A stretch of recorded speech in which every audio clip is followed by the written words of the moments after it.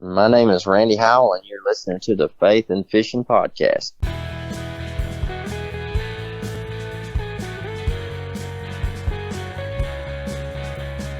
Welcome to the Faith and Fishing Podcast, where every episode I'll bring you an interview with a member of the fishing community, and they'll be sharing their faith stories and fishing memories with you. I'm your host, Cam Steele.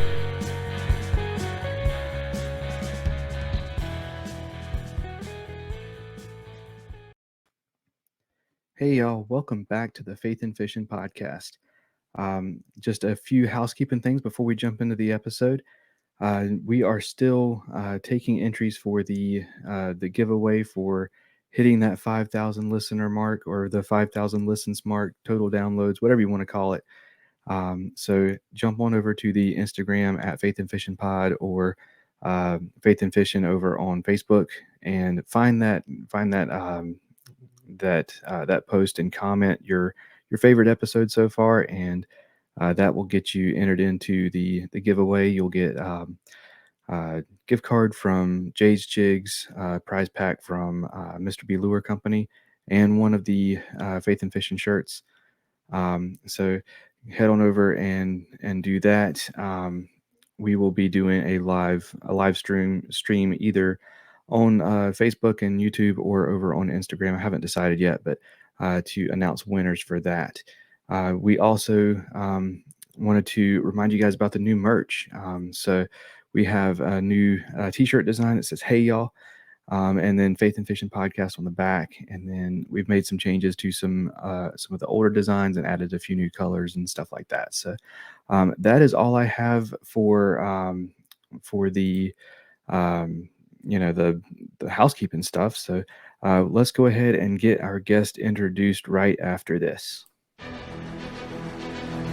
Savior Outdoors gives me confidence that no matter what happens, what I take on the water is coming back home with me.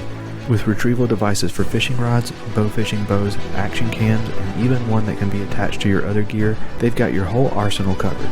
When one of these devices goes in the drink, it releases a float attached to your gear by 60 feet of line so you can get it back, and the pressure-sensitive filter means that you don't have to worry about rain or dips in the water while landing a fish.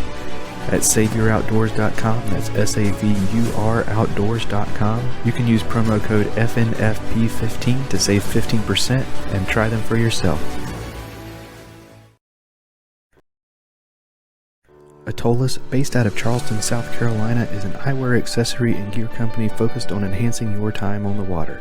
Their floating sunglass retainers are the most technically advanced around. Over 5 years of engineering, testing, and exhaustive feedback from paddlers, anglers, and watermen have resulted in a patented design in a class of its own. They're incredibly light and comfortable, built for durability, sport a sleek, minimal design, float virtually all brands and models of sunglasses, and they're back for life. So if you break them, Atollas will replace them. No questions asked. Whether you're fishing, kayaking, or boating, Atollas will save your shades from the drink. Head on over to atollas.co to check out their gear and use promo code faithnfish15, that's faith the letter N, fish the number 1, 5, at checkout to save 15% on your order. Last week the episode dropped, but recently I had the pleasure of being the guest on the Stopping to Think podcast, which is an awesome podcast about, it's with Will Dole. It's about his thoughts on the Bible, theology, culture, books, and whatever else is making him think. And it was an awesome time, and the links to listen for that will be in the All Things Faith and Fishing link in the show notes. Now, I say that here in this section instead of the housekeeping section because Will was kind enough to join us on this podcast to talk about his faith journey. And as it would turn out, he's even a little bit of a fisherman. So in addition to hosting the Stopping to Think podcast, Will is also the pastor of Remsen Bible Fellowship, and along with his wife was recently accepted as a missionary with the Rural Home Ministry Association. That is one of the hardest words ever to say, so forgive me for that, but he loves the outdoors, reading, and spending time with his family. Will, man, welcome to the show. Hey, thanks, Cam, for having me. Absolutely, man. So to get us started, why don't you go ahead, introduce yourself to our listeners and tell us who Will Dole is. Yeah, so I mean, you read in the intro there, I'm pastor Remsen Bible Fellowship. We're a small church plant. We're just about to hit 3 years of meeting as a church here in Remsen, just a small town in northwest Iowa. Actually, it's my wife's hometown. I grew up in Idaho, rural North Idaho. Rural is a little bit of a hard word to say. Yeah, and yeah, so we just joined the Rural Home Missionary Association here last year. So we had planted this church about 3 years ago, and I was still working full time for the post office. I worked for the U.S. Postal Service for 13 years. And it was getting to the point where trying to juggle two full-time jobs was getting to be a little much, and so we were just looking for avenues. We live in a small town, about 1,700 people. uh, Ways to support ourselves financially while at the same time being able to pour more time into ministry and getting to meet people here in town, and develop some evangelistic relationships, and just get to know people. So we joined RHMA, through whom we're able to raise support as missionaries. And then also we just started a coffee shop. So we started Fat Annie's Coffee Stop. We opened up about 6 weeks ago.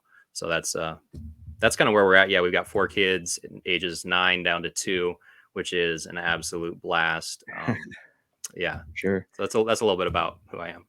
That's awesome. So I want to ask about the coffee shop. So do you have your own blend that you use as your house blend, or is there a particular one out there that you find better than all the rest? We talked about doing a blend, and actually, I am a huge fan of Costa Rican coffee.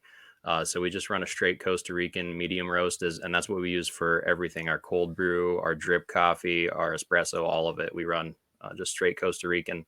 I mean, we do flavored blends and stuff for people too, but that's what we run. Most everything is Costa Rican coffee. Okay, awesome. Yeah, I do love a good cold brew. Mhm. So I I wish that more places did a good cold brew. So yeah, for sure. So let us kind of give us an idea of.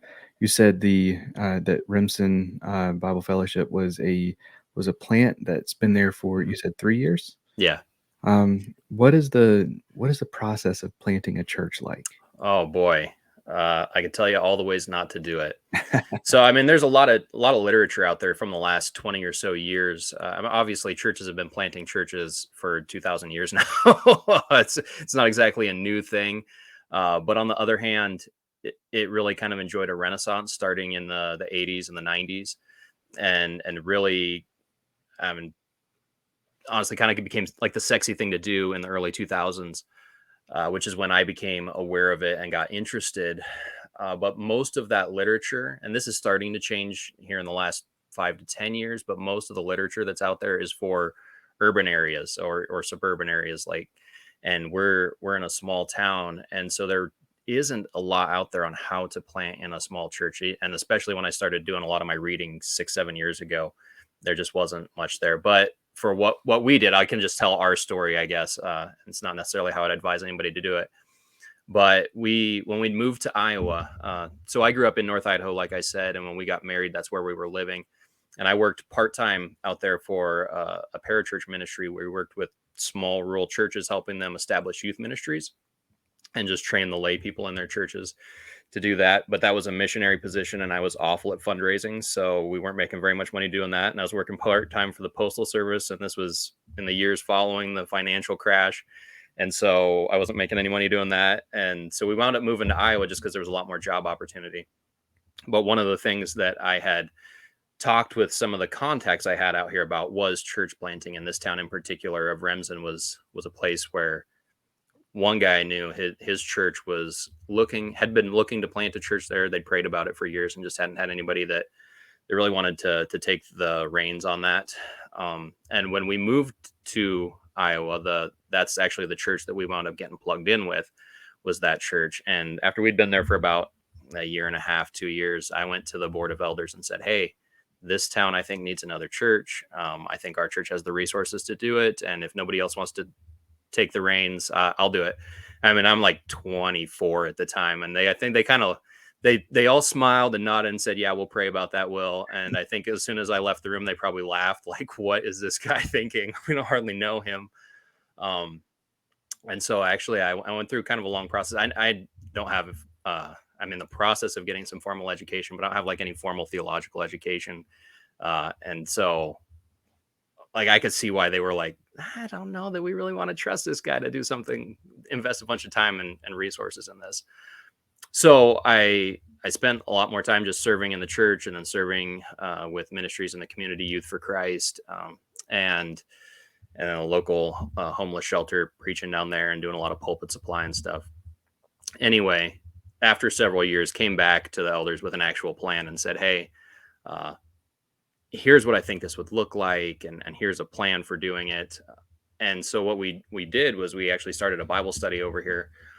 And with so the town that we're in is only about a 15-minute drive to the church that we were in, but it is a separate town, and so you get kind of that people aren't going to drive necessarily. If you are the type of person who already wants a certain type of church, yes, you'll drive to it, but unchurched people aren't necessarily driving to the next town over to find a church, or people that are in one faith aren't going to like start looking towns over. Anyway, we just felt like it was really important to have a church here. And so we started a Bible study with some of the folks from our sending church that were already in this town. And this is one of the things I probably wouldn't do the same way if we did it again, but that's what we did. And we had a pretty good group of folks getting together every week. And we decided after about a year, we need to transition into meeting on Sunday mornings. And then actually what happened at that point was most of the people decided we're going to stay with the mothership. And so we wound up with a really small core of just 11 people to start off on Sunday mornings. And we've seen some slow growth and kind of ups and downs over the course of the 3 years. It's been honestly kind of topsy-turvy. 6 months after we started, COVID hit. And so, we're Right. online for 5-6 weeks. And then we're doing like drive up church for 6 weeks. And it was crazy. Our town's a very traditional town. And yeah, I don't know exactly what the demographic of your listenership is faith wise. But yeah, I'm a very evangelical Protestant. And so the town that we're in is very traditional Catholic and Lutheran. And so anything that isn't that is kind of looked askance at. So that's actually, to me, one of the exciting things about starting the coffee shop is before that, I was just like the guy who pastored that church that meets in the VFW hall, which is kind of weird. Like you can't have church and like underneath the Budweiser sign. And I mean, I think people still probably think that's a little bit weird, but now being involved, more invested in the community, not driving over to the next town to work 55 hours a week. We're here and very publicly committed to just investing in the good of the community, not just ultimately, like, I think the most important part of my life is, yes, proselytizing and trying to reach people for Christ. But for someone not coming from that perspective, they can see that we're interested in just doing good in the town too, in creating some job opportunities for some kids and providing a service. There wasn't any espresso within 15-20 minutes of here, and people love their espresso and their Lotus drinks. I don't know if they have those out there, but anyway, so our process has been, we started a Bible study with a lot of church people and then started a Sunday morning service. And now we're kind of moving into more of an evangelism phase. And I think that's inverse really of probably how I would recommend doing it. I would probably start more evangelistic and then formalize your structure as you go. But it's the path the Lord brought us down. And so I feel like we've learned a lot. I've grown a lot through it. So that's where we're at. What's something you feel that you've done right? Oh, well, this has been one of the hard things, but I've taken some pretty hard stands just on as far as our church culture, as far as things that we're going to prioritize and not prioritize. These last few years have been so political, and I have people in my church who think I don't care about politics because I'm so militantly opposed to making church about politics. No, that's like a totally wrong read on me. I have more political opinions than probably any person should, but I used to be absolutely obsessed with it, and I still probably obsess more more than I ought to. But but the gospel of the Lord Jesus Christ is not tied to a donkey or an elephant, and if people trust in princes, but we trust in the name of the Lord our God is what the psalmist says, and we can't get that myopic. And there are people who they think being tied to the Lord Jesus Christ means being tied to a certain political agenda, and when you dig your heels in on that and say, no, that's not right, they'll get offended and they'll leave, which has been really hard. I mean, I don't maybe I sound a little snooty saying that. I don't mean to, Right. because that's really put a lot of strain on relationships that are important to me. But I just don't think we can. I don't think we can let politics dictate the stances we take with our faith. Um, so that's one hard thing that I feel like it's been the right thing to do, but it has cost us. Absolutely. That is awesome. Yeah. So I also wanted to talk about your podcast. So kind of give the listeners an idea of what the Stopping to Think podcast is all about. So my wife's been bugging me to start a podcast for I don't know how long. I mean, I love podcasts. Like I said, I worked for the post office for 13 years, and the last 8 years of that was as a city carrier. So I spent a lot of time walking, uh, with nothing, like, it wasn't mentally demanding work. It was physically hard, but it was not mentally strenuous. So I listened to a lot of audiobooks and a lot of podcasts. And I started blogging while I was still in high school. So I started the Stopping to Think blog in, I think, 2007 or 8. And I've kind of written on and off on there. And I started up a newsletter back in, I want to say January. I think I sent my first one out. And uh, I want to say probably 2 months after that, I thought, maybe I could turn this into a podcast. And so I did that. I picked up some cheap gear. I probably need to invest in some better stuff if I'm going to keep doing it, but picked up some cheap gear and started just reading. Initially, that was where I started, was just reading some of the things that I'd already written. And then I started to branch into some interviews, and I mean, using a service like Podmatch to kind of meet folks like you that I wouldn't have had any interaction with outside of that. I wouldn't have known who you were. And as I start to get comfortable with that, my intention is to start reaching out to some kind of people that I do know who they are, and I'm like, man, I'd really love to have a conversation with that guy, and hopefully I'll have developed some interviewing skills by then. But Absolutely. I guess the heart behind it is ever since I was a kid, I was always accused of thinking too much, and I don't believe that's possible. I do think people can have paralysis by analysis and think instead of act, but I think generally in our society, if you take Twitter or the news or uh, conversations with the average person on the street as any indication, is that probably we could do a little bit more stopping to think before we speak, think before we act, think before we start going with our thumbs.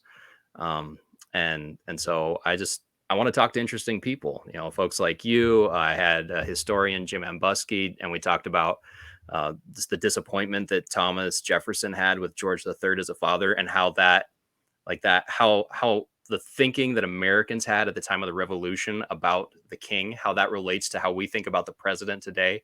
So things might seem as obscure as that, but I think actually have a lot of value for us today.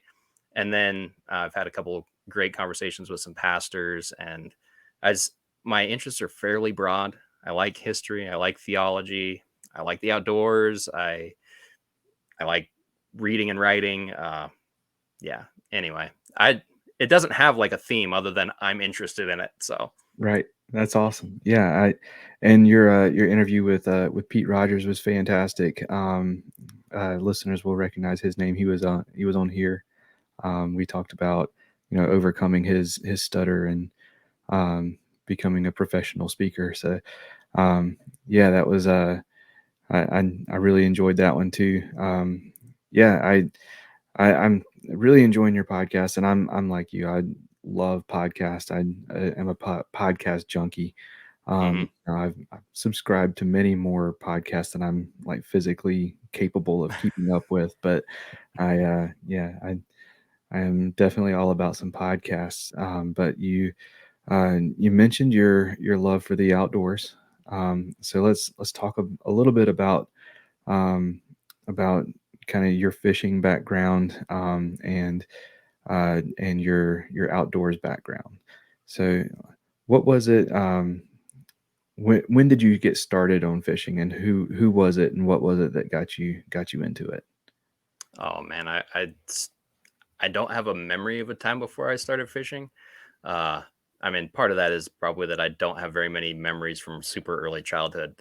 Probably 7 years of football did something to do with that. But uh, my dad would take us fishing when we were kids. But I remember doing a lot of the lake I grew up close to. So I grew up in North Idaho, about 5 minutes from Lake Coeur d'Alene, which these days is kind of a big bass fishery and northern pike. But in those days, I don't know that there even were bass in the lake yet, and there definitely weren't as many pike. It was a big perch fishery, and so I just remember going down to the docks and filling buckets with perch. That's probably my first fishing memory. Is just sitting there with a bobber and a worm and, and reeling in perch after perch after perch. Um, the person who probably influenced me the most as far as fishing was my mom's stepdad, my grandpa. I mean, he's my mom's stepdad, but he's really the only grandpa I ever had any interaction with. And he had worked for the Idaho Department of Fish and Game for 3 decades and had been an outfitter and a guide. And so he ate, slept, and breathed the outdoors. I mean, until he died at 88, I think, and until 2 years before he died, he still had a job that kept him outdoors. Worked as a woods cop, basically a security for a timber company on the weekends. And so I grew up hanging out with him, and he was a big he. I didn't really enjoy the same kind of fishing he did. He was really into boat fishing, trolling. So he loved to troll for kokanee and rainbows. So I remember just sitting on the boat with him. Or for a while, when I was a really little kid, he was a boat deputy for the county, and so he'd go out in the summer and roll around on the boat and check people's licenses and make sure they weren't drinking and operating a boat and things like that. And sometimes he would take us out on the boat and drop us off on a dock that was just floating out in the middle of the lake so we could fish for crappie out there. And That's I awesome. think I remember you or saying crappie. Do you guys say crappie down there? Yeah, so I think it's more of an east to west thing than it is a north to south thing, but Okay. yeah, I mean, that's how it's spelled. it is, and yeah, I've always said crappie, and I always get on anybody that's near me that says crappie, just Oh because yeah. it's fun too. But We're hardcore crappie people where I'm from.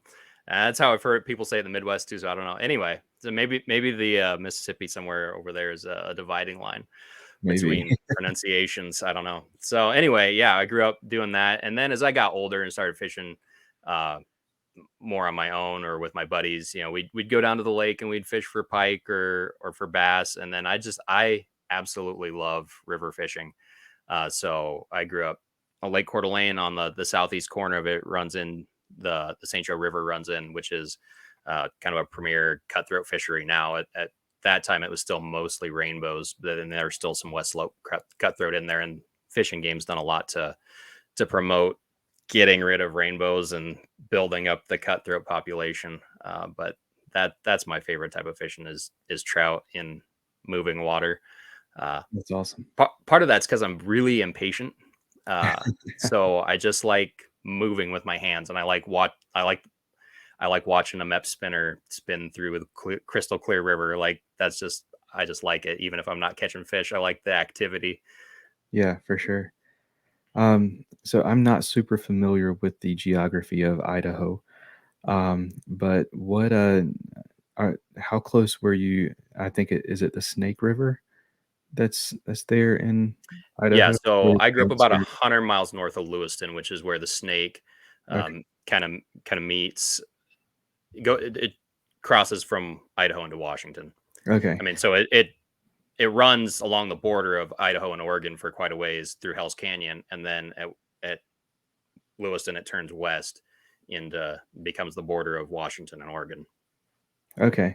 Yeah, that's one that I've always wanted to fish, to go after some of the really big sturgeon that are there. So that would be a really awesome trip. And I was just curious if you had done that one. But I've never done sturgeon. I've got buddies that have, and man, those fish are huge. I mean, it's like you're pulling a dinosaur out of the water. Uh, no, I've never done that. It does look like super fun though. yeah, for sure. So there was one thing that you asked me to make sure to bring up so that we could talk about, and I have no clue what I'm getting myself into here. But I wanted to ask about, let's see, what was it? Saint Joe Bait Company. St. Joe Bait Company. Yeah. So the same grandpa that was a officer for Idaho Department of Fish and Game, and then actually after he retired from that, he became an enforcement agent for Idaho Outfitters and Guides Association. So what he would do, or for the Outfitters and Guides Licensing Board, and so he would go on undercover trips. He got paid to go hunting and fishing with guys to check whether they were actually licensed guides. I mean, what a sweet gig. Yeah, for Uh, sure. and but or I think it would have been maybe slightly before he retired from Fish and Game. He had the idea, and this is classic, like textbook my grandparents' relationship.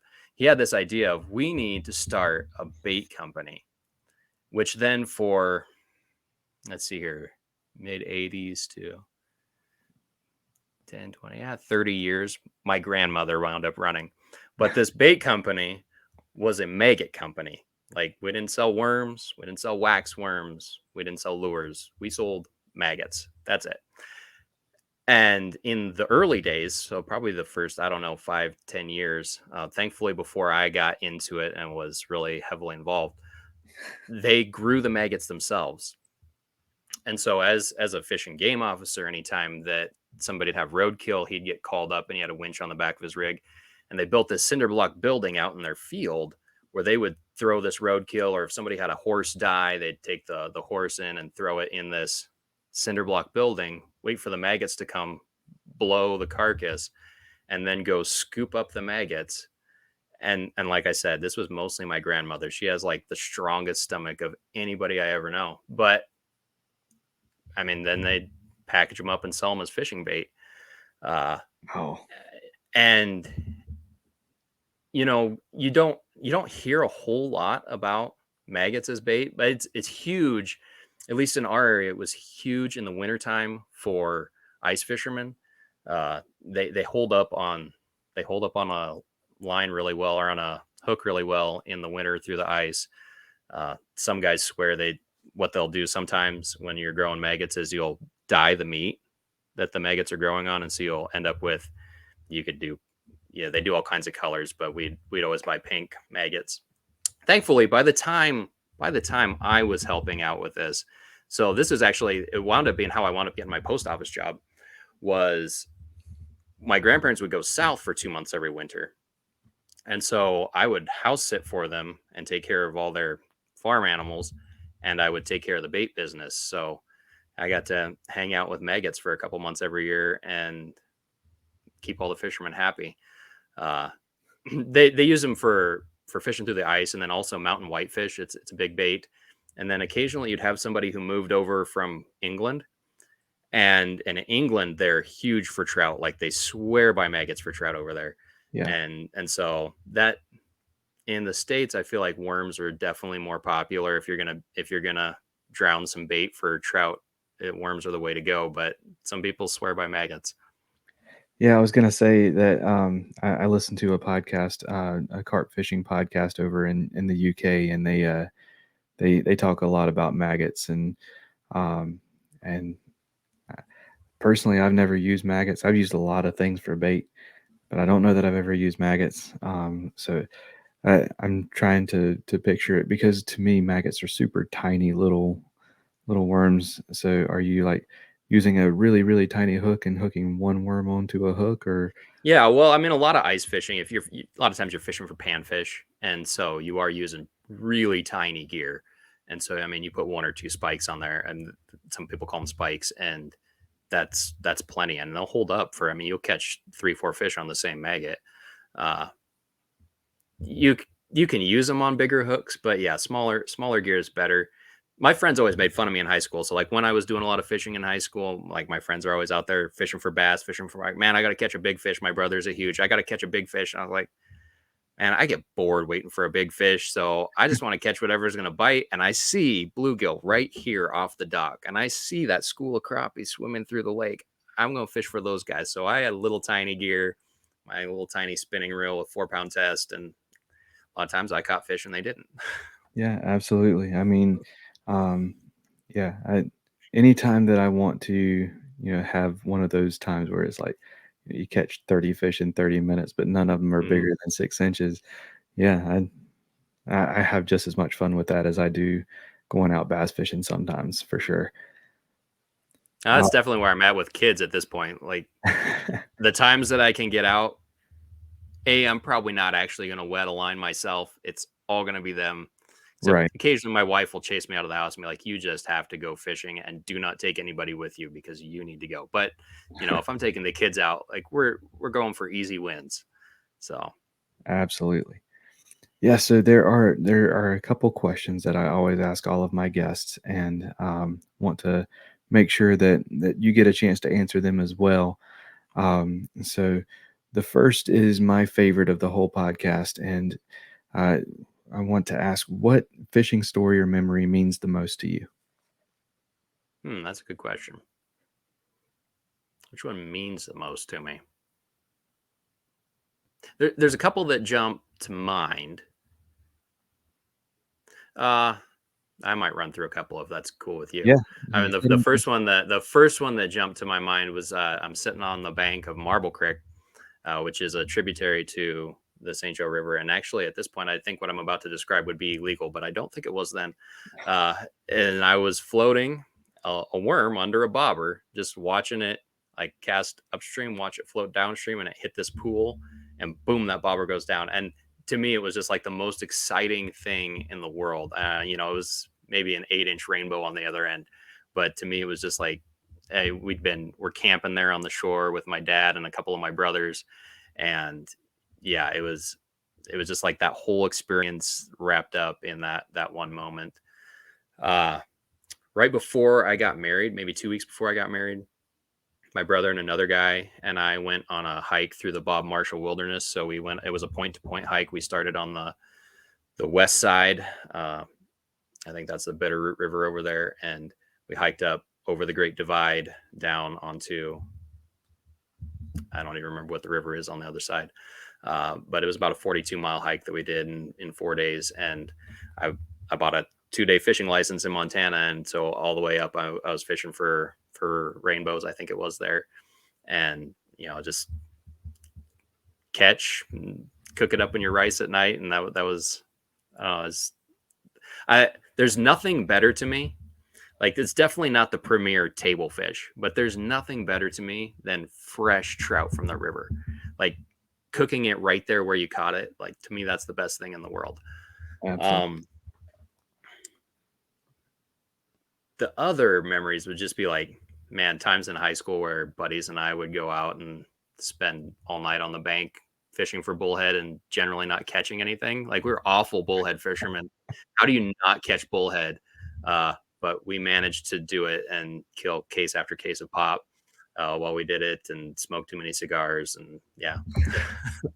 And for those of us who are Southern listeners, pop means soda.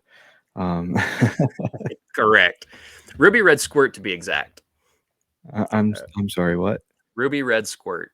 So what is Ruby Red Squirt? Yeah, have you had Squirt? Never heard of it. Oh, really? Oh, who makes it? I want to say maybe it's a Dr. Pepper product. I don't know. Hypothetically, Ruby Red is like, ostensibly it's supposed to be like Ruby Red grapefruit. What it is really sweet red soda, to use your familiar terminology, that actually, A, it has a super high sugar content even for pop. B, it has more caffeine than Mountain Dew, which when I found that out, it was like the best thing in my life, because I went for a long period of my life where I ran on caffeine and not sleep. So yeah, I used to call it the sweet nectar of life. I can't drink pop anymore. It makes my joints hurt, and I feel like crap for 2 days after I drink one pop. But Right. there was a time when I used to go through a lot of it.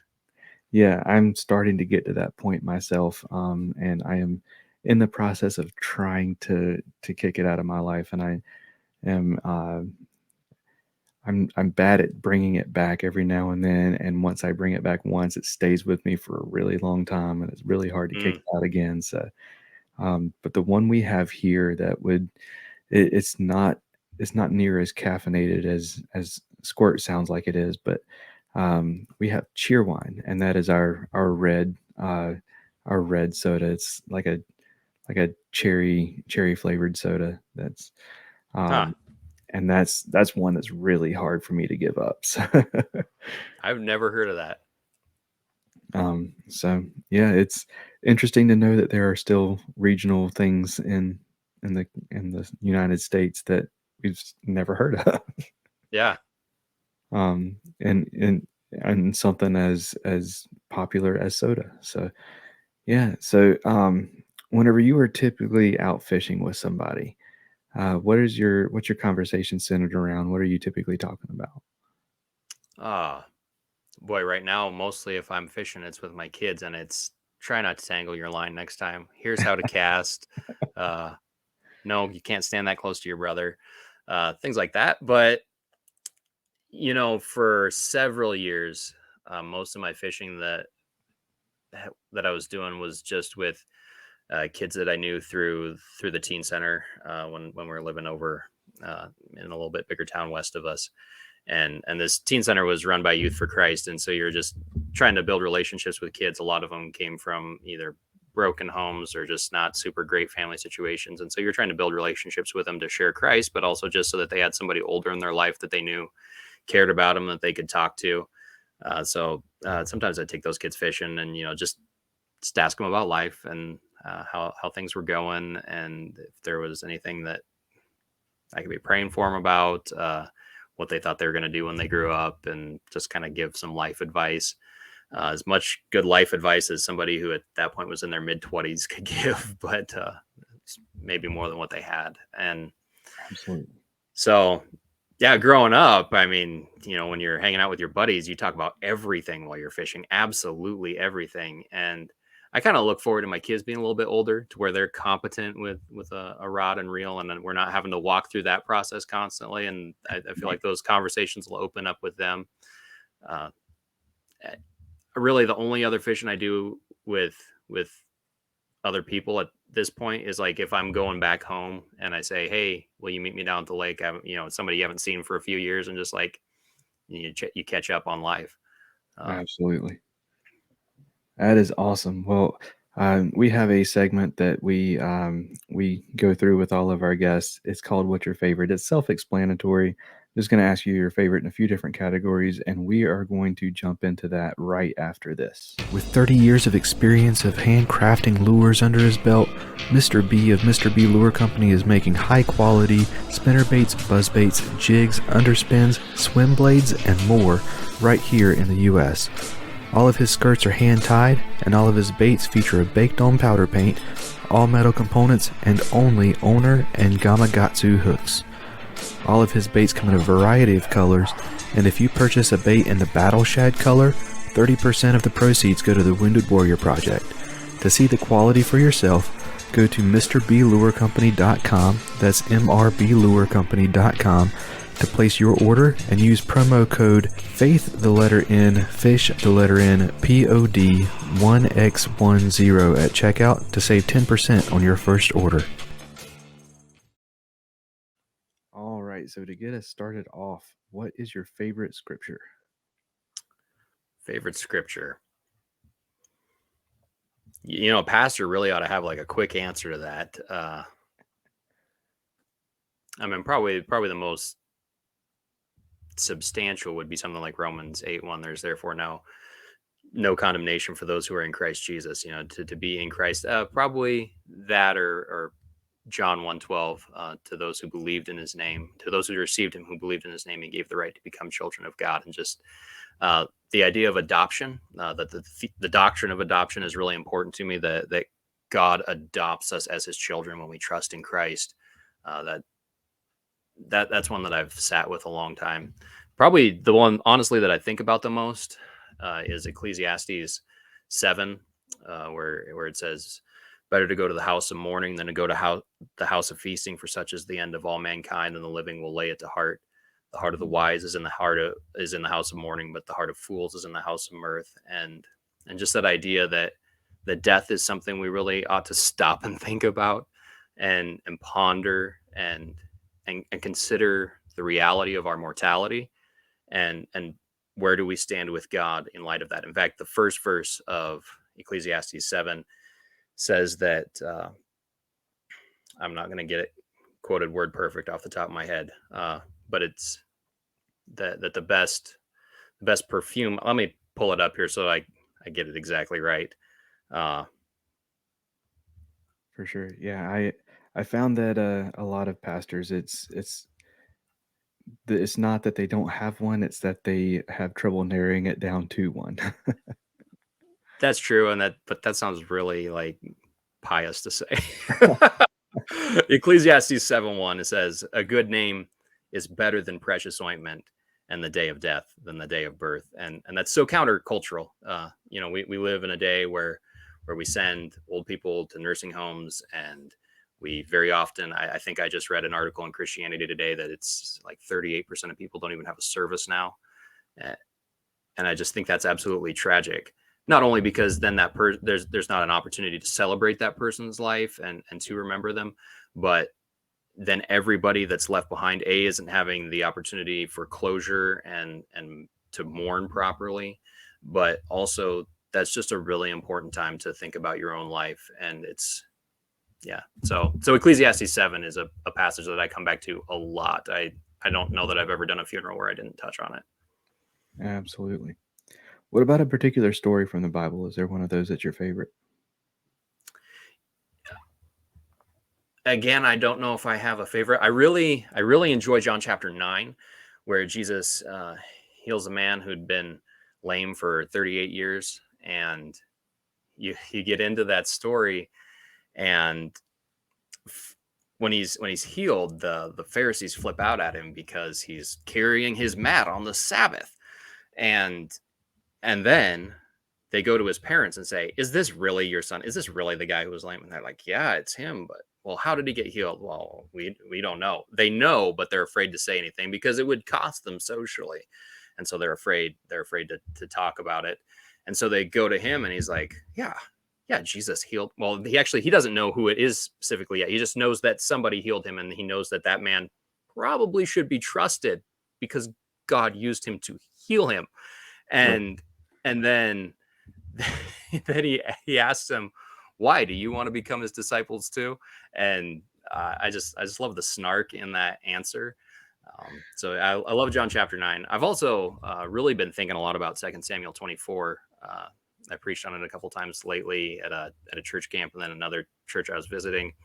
But in that story, David, it's kind of the conclusion, obviously, of the 1st and 2nd Samuel narratives. But King David, who we often think of as like this great example from the Old Testament, I'm preaching through his life right now, and he's a train wreck, to be honest. But the thing that he does that is admirable, that's different than Saul. Actually, his sins are worse than Saul's, who came before him and who God rejected and cut his family off.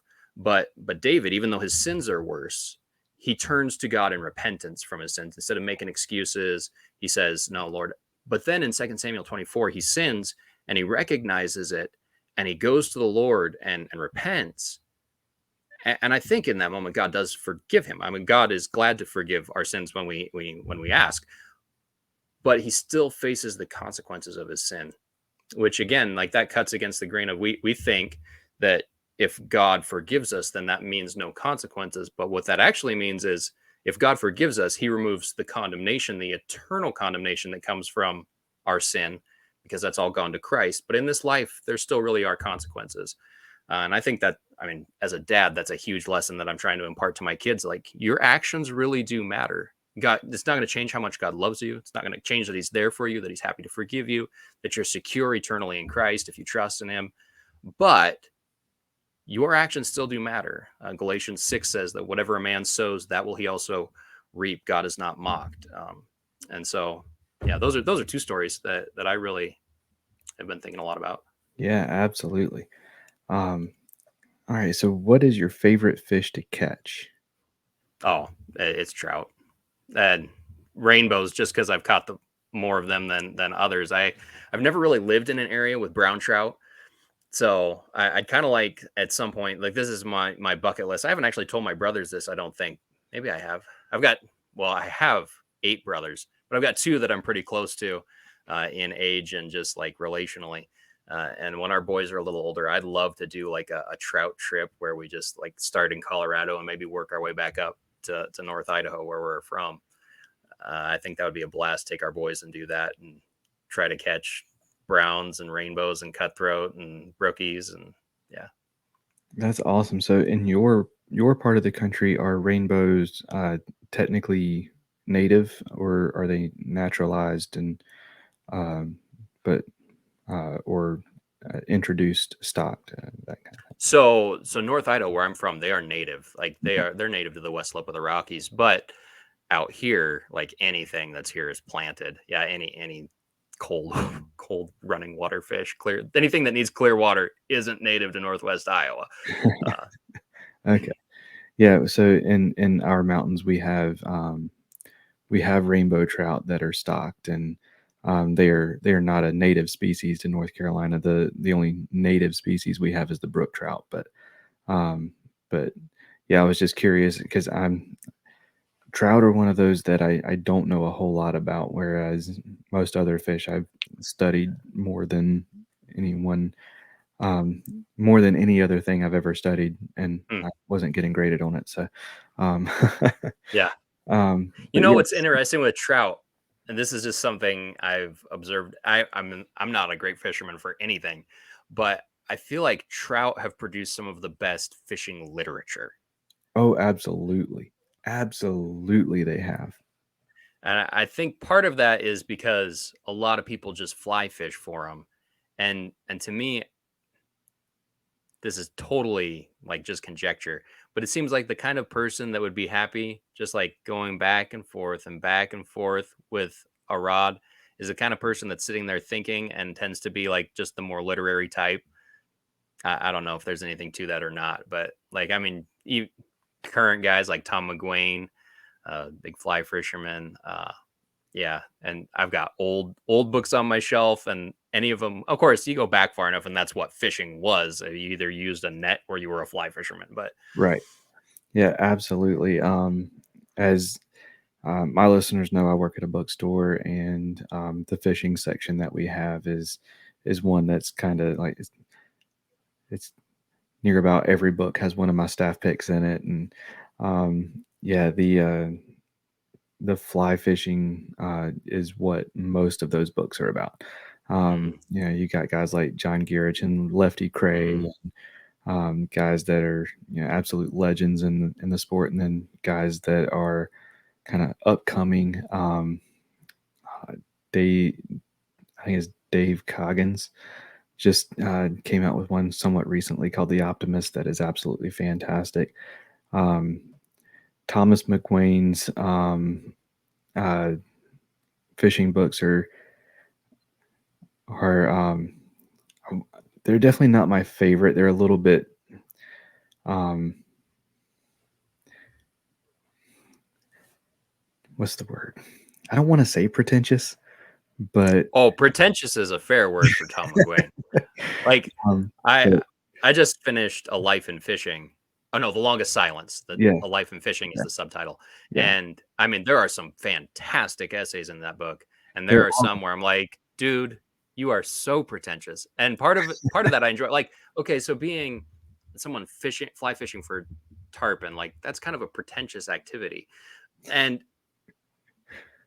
it's enjoyable to read about. Like he's a good writer, and some of the things, some of the essays I just didn't enjoy because I didn't enjoy the subject matter. I thought he was at his best when he was in foreign countries and observing people. Yeah. I think he writes better about people than about fishing. I But anyway, yeah. definitely agree. And I will say, for the longest silence, I kept my thesaurus close by. Um, there was a lot of words. Yeah, for sure. So, let's see. So, trout, specifically rainbow, was your favorite fish to catch. What is your favorite fish to fish for? No, that'd be the same. Yeah, for The sure. same. Yep. Absolutely. And this may be one of the only. I think we've had one other that has been all three across the board. But what is your favorite fish to eat? Oh, to eat. I really like to eat pike. Pike are good. My grandma would always do, she called it poor man's lobster, where she'd just soak it in sugar water overnight or whatever, and then you'd fry it. Uh, I've also just taken like Jiffy cornmeal mix and then deep fried it. That's good. I've never had pike away that I didn't like it. Depending on how you pickle it, I'm not crazy about. I love pickled food, but sometimes when people pickle pike, they do it a little too sweet for me. Like I think Okay. if it was a little more dilly or sour or something, it'd be better. But I love to eat pike. Okay. Yeah, I've had pickled herring, but I haven't had any other pickled fish. So, um, but yeah. So, um, speaking of food, what is your favorite fishing snack? Oh, well, I don't know. I'm a pretty promiscuous eater. I'll eat just about anything that's put in front of me. Fishing snack, I don't know. It's hard to beat when you're outside. It's tough to beat just like some good, really tough jerky that you have to work on for a really long time. Uh, Back before I quit using tobacco at all, my favorite snack was just to have a cigar with me or some loose tobacco. I don't, but yeah, probably jerky would be probably where it's at. Absolutely. Is um, your go-to beef, or is there another meat that is your go?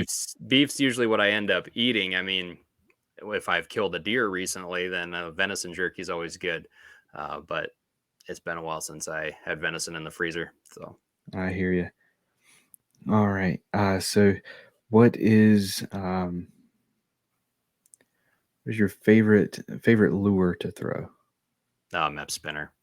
I don't care what size. I mean, depends. The size depends on what I'm fishing for, but Right. just the plain old Mepsagila. Uh, Yeah, I grew up on the Panther Martin myself. hmm Uh, I'm pretty sure at one point my dad handed me a Panther Martin, said, "If you can't catch a fish on this, I'm taking your rod away from you." That's probably a fair Uh, thing to say. I yeah, always made fun of my brother for using Panther Martins, but he still always pulled in fish. So, yeah, yeah. I love an inline spinner. hmm So I'm there with you on that one. I feel What? like I catch more fish on it just because I'm more confident in it. Like it's a lure that I'm more likely to leave in the water, and so I spend less time holding my pole tying on a new lure if I just Right. put that on to start with.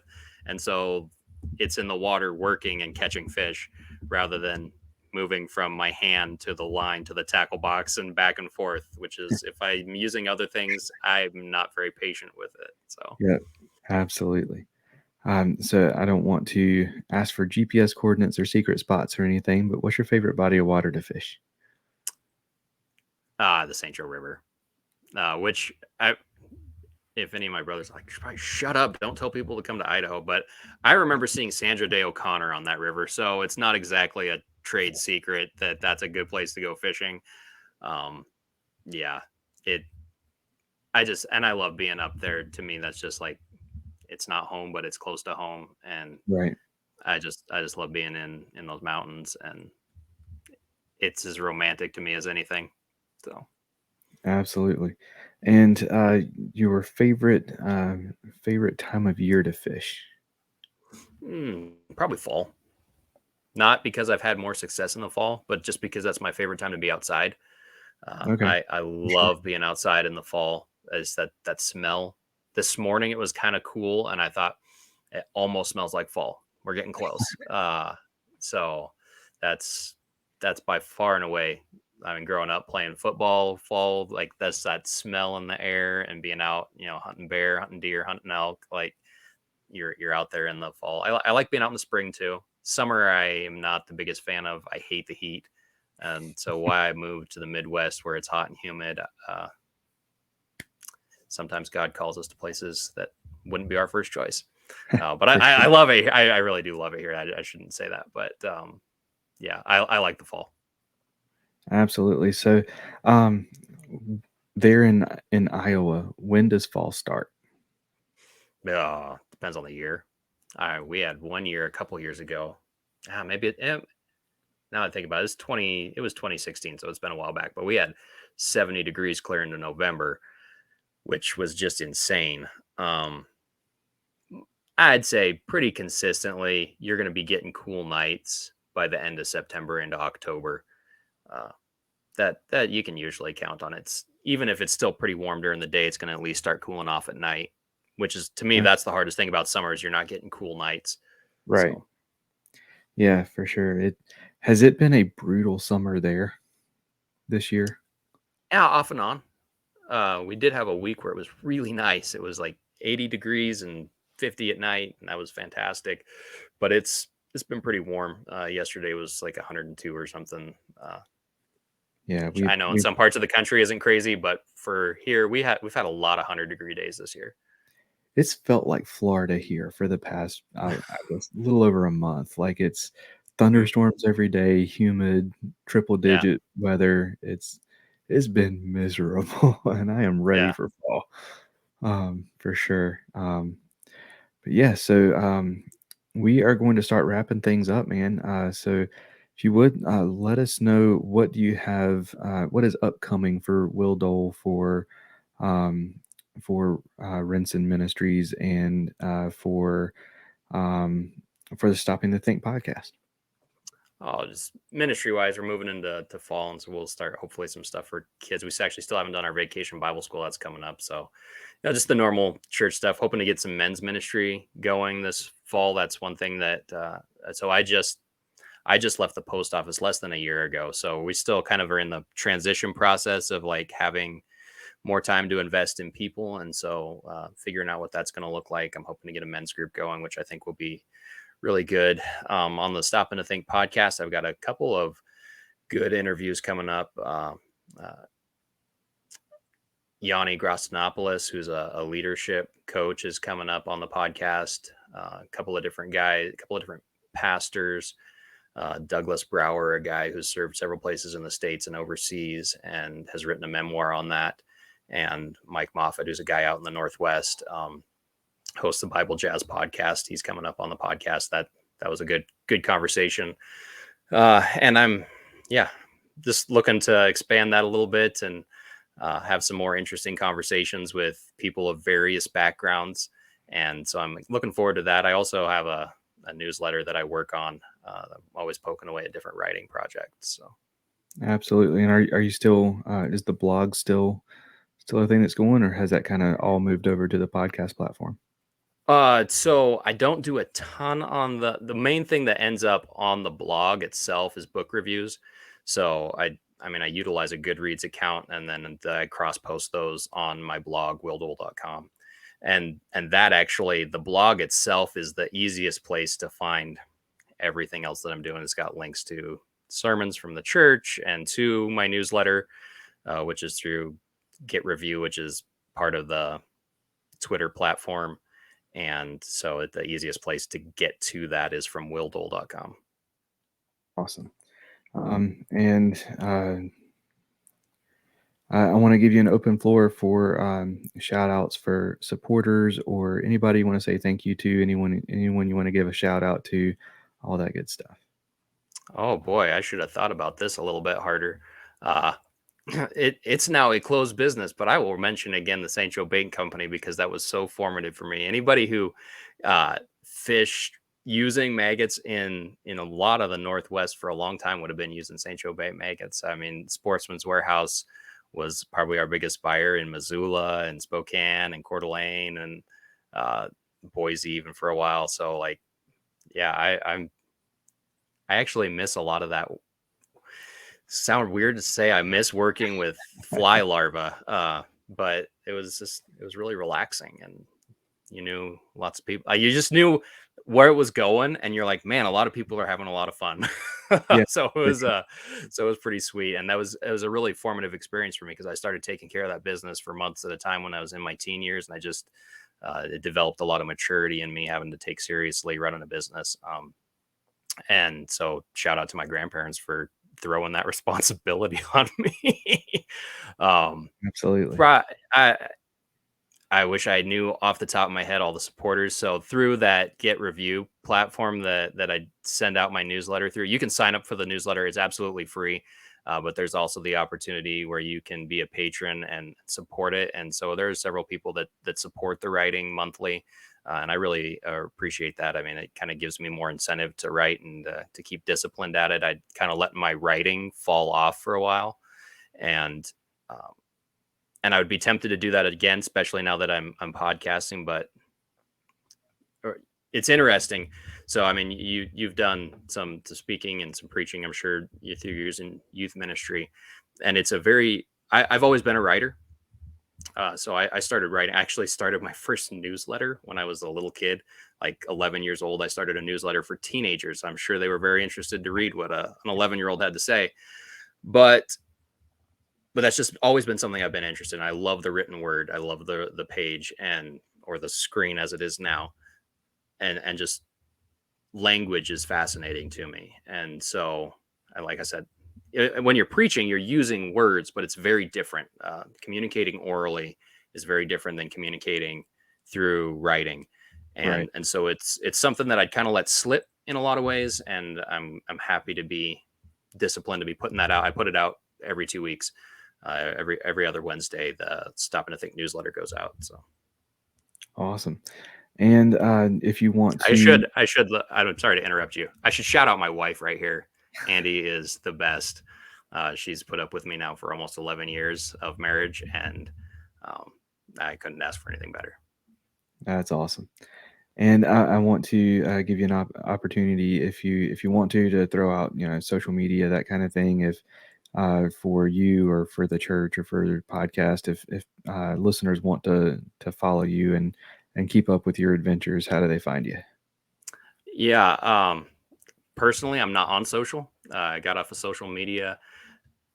That's a whole nother story unto itself, but right as a transition during the 2016 election, right at the beginning of 2016 itself, which was a huge, like, a lot of people were actually upset with my wife and I because we had made it a practice to live tweet debates.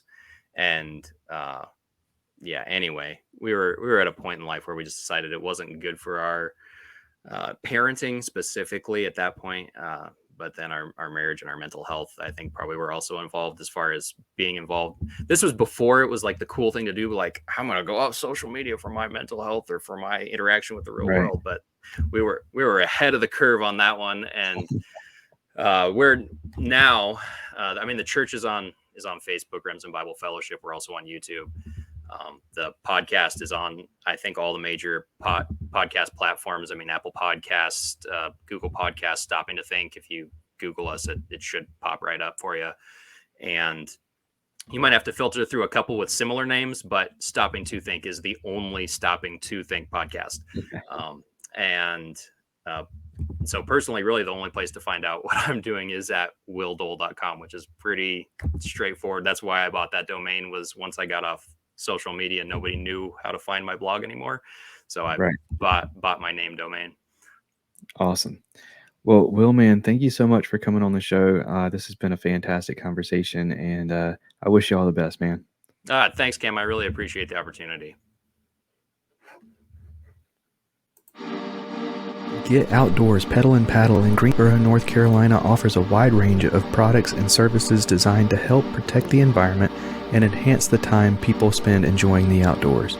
With an expansive year-round inventory of kayaks, SUPs, bikes, kayak fishing accessories, paddling clothing, biking accessories, and more, Get Outdoors has established itself as one of the top paddle sports and biking shops in the Southeast. They also offer a wide range of kayak safety and technique courses to get you comfortable in your new boat. They'll even get it rigged up for you. Stop by the shop in Greensboro, North Carolina, or check them out at shopgetoutdoors.com.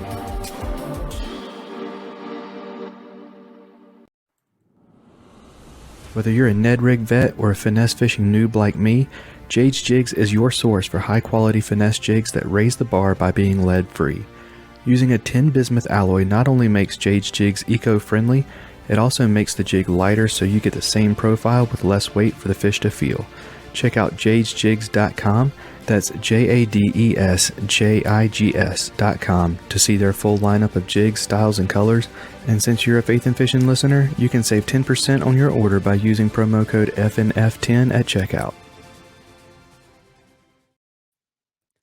Another huge thank you to Will for coming on the show and sharing his story with us, and talking about church planting and trout fishing. And Will's links will be in the show notes if you want to follow his adventures. Don't forget to click the All Things Faith and Fishing link to check out the new merch, the sponsor links, all that good stuff, YouTube, social media, where you can sign up for the giveaway by commenting on the post about the 5,000 listeners. So be sure to check out the Stopping to Think podcast. That is going to do it for this episode. Y'all take care and God bless.